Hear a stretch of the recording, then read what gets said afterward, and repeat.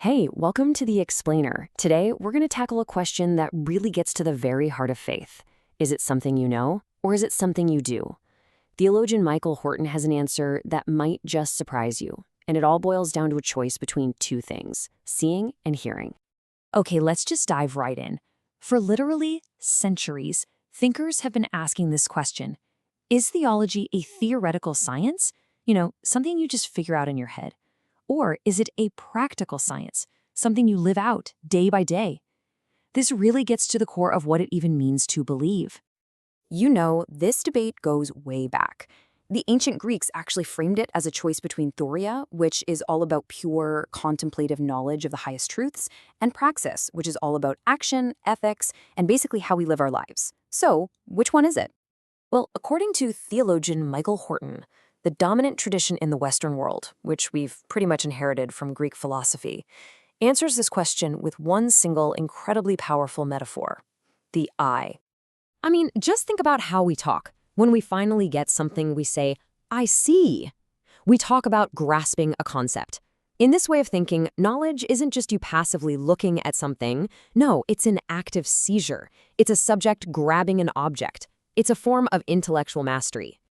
And this way of vision, man, it has a long and super influential history.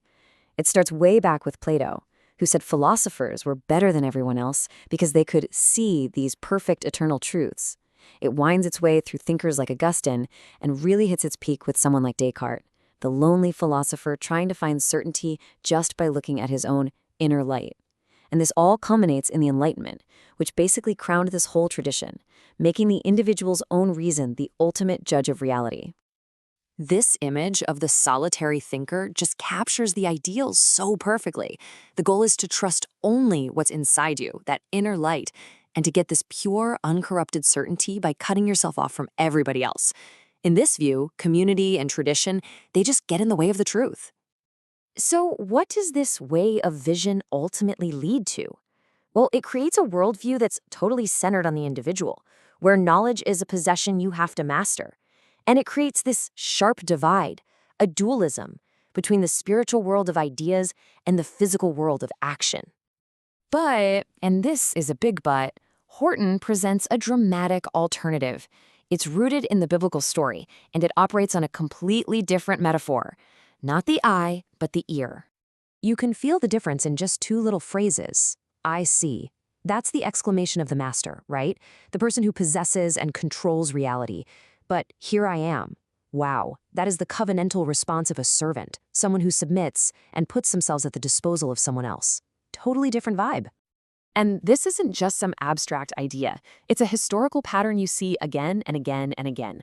A word comes from outside a person and it calls them to act. I mean, think about Abraham. He hears a promise and just obeys.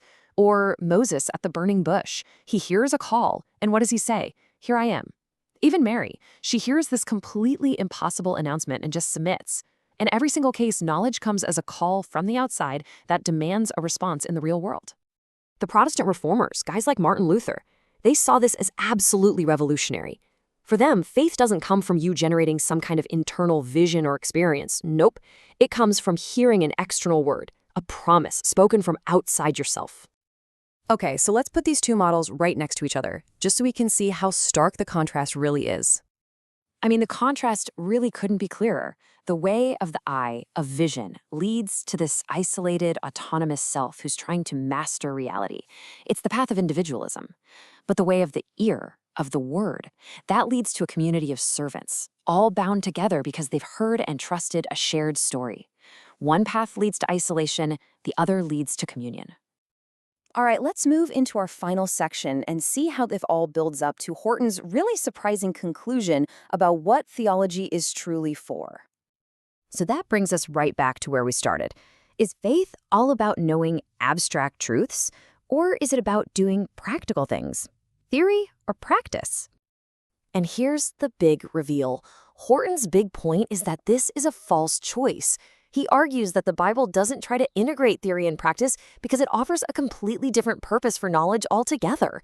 It's not about knowing or doing, it's about calling. And here it is, the crucial point. Theology isn't ultimately for understanding or for behaving. It is wisdom for invocation, for the act of calling on the name of the Lord.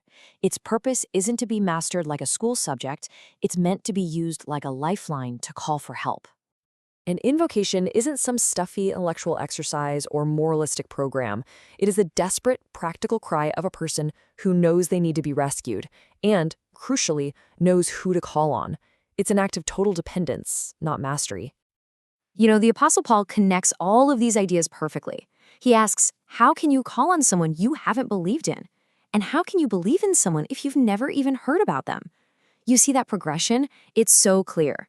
Hearing leads to believing, which then makes it possible to do the practical act of calling out for help.